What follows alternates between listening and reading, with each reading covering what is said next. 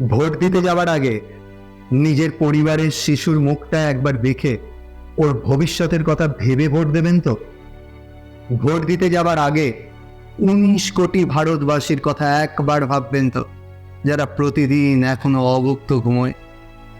একবার ভাববেন তো একটা দুর্নীতিমুক্ত ভারত গড়ার কথা?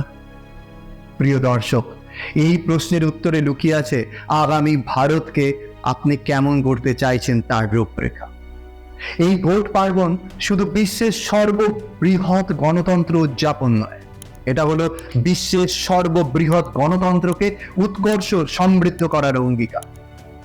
আজ আমাদের আলোচনায় উঠে আসবে কে হতে পারে আপনার আদর্শ এমপি, বা আদতে কি কেউ আছেন এমন এমপি যে কায়ে মনোবাক্যে রাজনীতির জন্য দেশ হিতের নাটক না করে দেশ হিতের জন্য রাজনীতির রং গায়ে মেখে ঘুরে বেড়াচ্ছেন বা বেড়াবেন।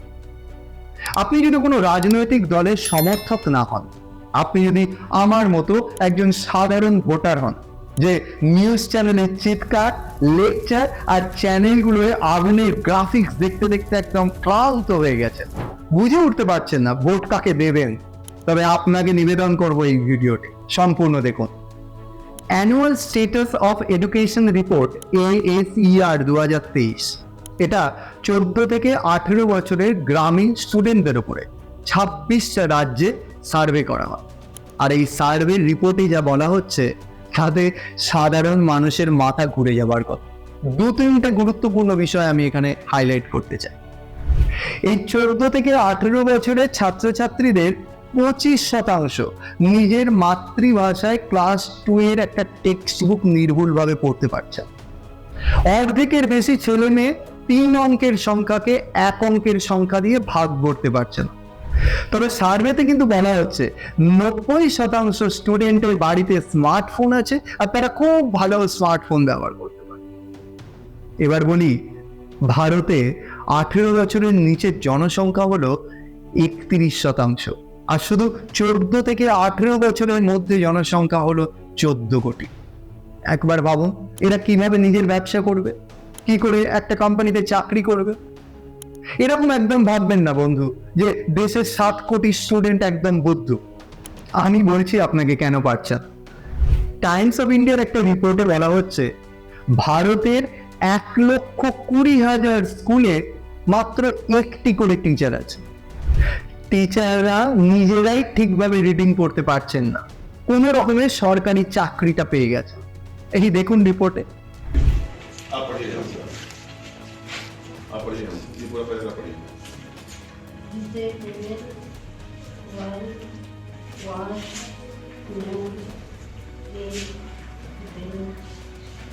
She should be suspended immediately. इसको पढ़ने देगा भाई बच्चों को। Even teacher, she can't read. She can't read English. Rajkumari. So what? BA तो पास हो, BTC तो की हो। कक्षा 8 मतलब कोई माने नहीं पूछ रहे हैं आपसे, इसका मैं अनुवाद करने में नहीं कह रहा हूँ, आप सिर्फ पढ़ने कह रहा हूँ, तो अनपढ़ हो सकता है ये ना। চমৎকার দৃশ্য। এই দৃশ্য সারা ভারত জুড়ে। আপনি বলবেন এটা তো হরিয়ানা, আমাদের বাংলায় তো এরকম হয় না। তবে দেখুন আপনার বাংলা স্টুডেন্টদের হাল।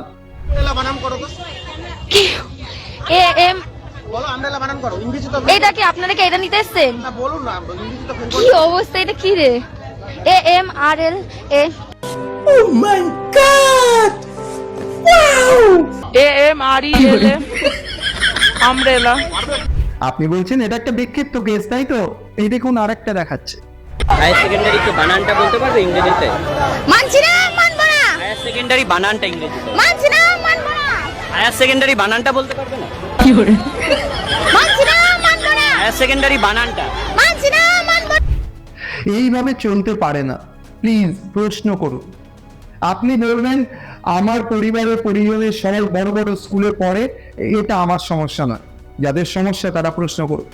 মশাই, আগামী দিন এরা ইন্ডিয়ান লেবার ফোর্সে যুক্ত হতে চলেছে।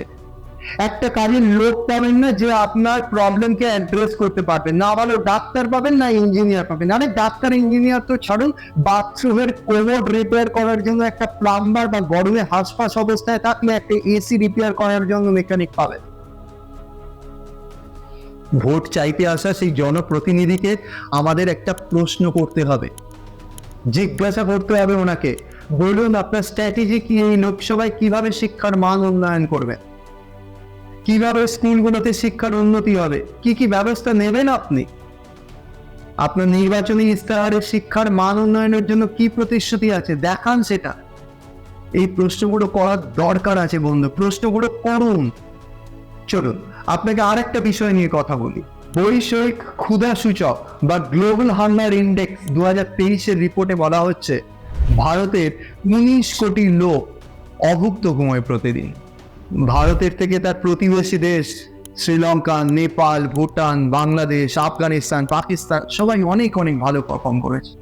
সেখানে 125টা দেশের মধ্যে 111 নম্বরে ভারতের নাম। রিপোর্টে বলা হচ্ছে 50% ওপরে গ্রামীণ মহিলা অ্যানিমিয়া জনিত রোগের শিকার।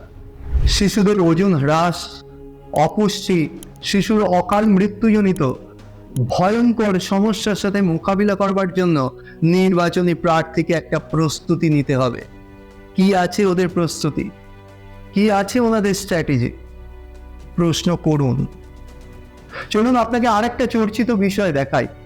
আন্তর্জাতিক দুর্নীতি সূচকে ভারতের অবস্থান লাগাতার নিচের দিকে যাচ্ছে। ভারত 180টা দেশের মধ্যে 93 র্যাঙ্ক করেছে, যা ভীষণভাবে উদ্বেগজনক এবং লাগাতার নিচের দিকে নামতে থাকছে। ইলেকটোরাল বন্ডের বিষয় নিশ্চয়ই শুনেছেন, তবু একটু ছোট করে বলে দিই। রাজনৈতিক দলগুলো যাতে গোপনে চাঁদা নিতে পারে তার জন্য একটা আইন করা হয় 2018। আইনে বলা হয় গোপনে যে খুশি যত খুশি যে কোনো রাজনৈতিক দলকে চাঁদা দিতে পারে। চাঁদা কাকে দিলেন, কত দিলেন, সম্পূর্ণ গোপন থাকবে। আর রাজনৈতিক দলগুলো জানেন কত টাকা চাঁদা তুলেছে? 14,000 কোটি টাকা। বলুন তো কার দায় পড়েছে খুশি খুশি 100 কোটি, 500 কোটি, 1000 কোটি রাজনৈতিক দলকে চাঁদা দিতে যাবে? শুধু তাই না, যে সমস্ত কোম্পানি লসে রান করছে তারাও কোটি কোটি টাকা রাজনৈতিক দলকে চাঁদা দিচ্ছে।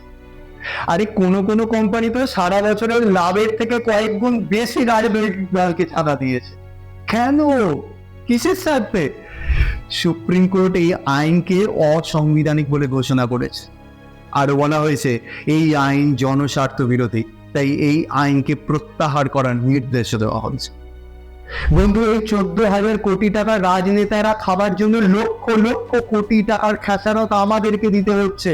সাধারণের উপরে ট্যাক্সের বোঝা বাড়ছে, বাজারে জিনিসের দাম আগুন হচ্ছে, ব্যাংকের সুদ ক্রমশ কমতে থাকছে, আর ব্যবসায়ীরা আমাদের থেকে সব টাকা লুটে নিচ্ছে।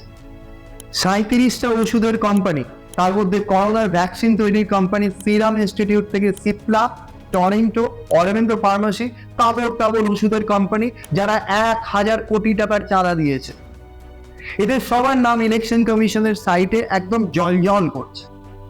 আপনি নিম্নমানের ওষুধ নিজে খাচ্ছেন, শিশুদের খাওয়াচ্ছেন, বেশি দামে কিনতে বাধ্য হচ্ছেন এবং আগামী দিন আরো ভয়ঙ্কর হতে চলেছে। ছোট্ট একটা এক্সাম্পল দিলে ভালো বুঝতে পারবে। ইন্ডিয়া টুডের একটা আর্টিকেলে বলা হচ্ছে গুণমান ঠিক না থাকায় central drug standard control organisation CDSCO এই ঔষধগুলোকে ব্যান করেছে। অ্যামিওড্রিপিন, মেট্রোনিডাজল, অ্যামক্সিলিন ইত্যাদি ইত্যাদি, নাম সব দেখতেই পাচ্ছেন। বিষয়টা হলো এই মলিকিউলগুলো ব্যবহার করে বিভিন্ন ওষুধের কোম্পানি। আর্টিকেলগুলো কিন্তু সেই কোম্পানিগুলোর নাম সাধারণ মানুষকে জানায় না। এই দেখো, মেট্রোনিডাজল মলিকিউল ব্যবহার করে 30টা কোম্পানি বিভিন্ন ব্র্যান্ড নামে। এবার কোন কোম্পানির ওষুধ ব্যান করা হলো সেটা কিন্তু একটা আমাদের কাছে ফ্যালাসি রয়ে গেল। অর্ধসত্য তথ্য দিয়ে নিজেদের দায় এবং সাইড ইনকাম দুটোই সেরে নিল এই সংস্থা। কোম্পানির নাম বললে কোম্পানির গুডউইল খারাপ হবে, বিক্রি কমে যাবে। হ্যাঁ ভাই, তোমার গুডউইল বাঁচিয়ে দিলাম, এবার যাও ইলেকটোরাল বন্ডটা গিয়ে কিনে নাও। কিছু মাস আগেই নভেম্বরে সব নিউজ চ্যানেলে খুব খবর হয়েছিল উত্তরাখণ্ডে একটা নির্মীয়মান সুড়ঙ্গ ভেঙে পড়ে এবং যাতে 41 জন চাপা পড়ে যায়। মনে আছে? যে সমস্ত এই কন্ট্রাক্টটা পায়, গণমাধ্যমে বলা হচ্ছে কন্ট্রাক্টটা পেতে 55 কোটি টাকার একটা ইলেকট্রাল বন্ড কিনতে হয়েছে সেই কোম্পানি, আর বিশেষ কিছু করতে হয়। আপনার কি কোথাও মনে হচ্ছে এই কোম্পানি দেশপ্রীতি করতে গিয়ে এই চাঁদাটা দিয়েছে? এই ভাববার কোনো অবকাশ নেই। খাওয়ানোর পরে নিজে খেয়ে যা বাঁচছে সেটা দিয়ে এই নির্মাণ কাজ হচ্ছে, আর তাতে যা হওয়ার তাই হচ্ছে। যেমন আমাদের রাস্তা, ড্রেন, 1 লাখের বাড়িগুলোর হালাত, সেই রকমই পাহাড় কেটে সুড়ঙ্গ তৈরি হচ্ছে। দুর্নীতির আর একটা ঘটনা বলি। নোটবন্দির উদ্দেশ্য ছিল কালো টাকা দেশ থেকে মুক্ত করা। সেই সময় আমাদের কি অবস্থা হয়েছিল ভাবো। এটিএম জুড়ে শুধু হাহাকার, টাকা নেই, আর পাওয়া যাচ্ছে তো শুধু 2000 টাকার নোট। লাইনে দাঁড়িয়ে কত মানুষের প্রাণ গেছে, কিন্তু আমরা দেশবাসী সব খুশি খুশি মেনে নিয়েছিলাম, কারণ দেশ দুর্নীতি মুক্ত হবে। কিন্তু 30শে মার্চ সুপ্রিম কোর্টের মাননীয় বিচারপতি বি.ভি. নাগরাথন নোটবন্দির বিচারে তিনি একটা প্রশ্ন রাখেন। 98% নোট রিজার্ভ ব্যাংকে যদি ফিরেই এলো, তাহলে ব্ল্যাক মানি কিভাবে নির্মূল হলো? নোট বাতিল বা ডিমনিটাইজেশন যে আদৌ কোনো কাজে দেয়নি তা একেবারে সাফ জানিয়ে দিল শীর্ষ আদালত। এ বিষয়ে সুপ্রিম কোর্টের বিচারপতি বি.ভি. নাগরত্নার মতে বাতিল হওয়া 500 এবং 1000 টাকার 98% নোটই ব্যাংকে ফিরে এসেছে। তাহলে সেটা কি করে কালো টাকা মুক্ত হলো? এছাড়া ভারতের প্রায় সব রাজ্যে কম বেশি শিক্ষা দুর্নীতি, সরকারি চাকরির দুর্নীতি, 100 দিনের কাজের দুর্নীতি, রেশন দুর্নীতি, এগুলো তো কম। বাংলার খবর তো সবই জানেন, নতুন করে আর কি বলবো। এই দেখুন, আসামে 49 লাখ টাকা ঘুষ সহ গ্রেপ্তার হলো একজন সরকারি কর্মকর্তা।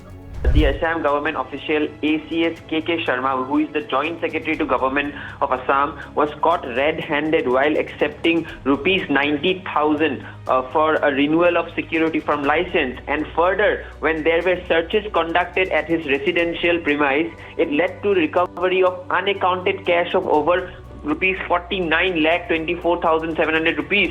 ঘুষ নেওয়া ও দুর্নীতির নিরিখে 2024-এ রাজ্যভিত্তিক একটা লিস্ট প্রকাশিত হয়।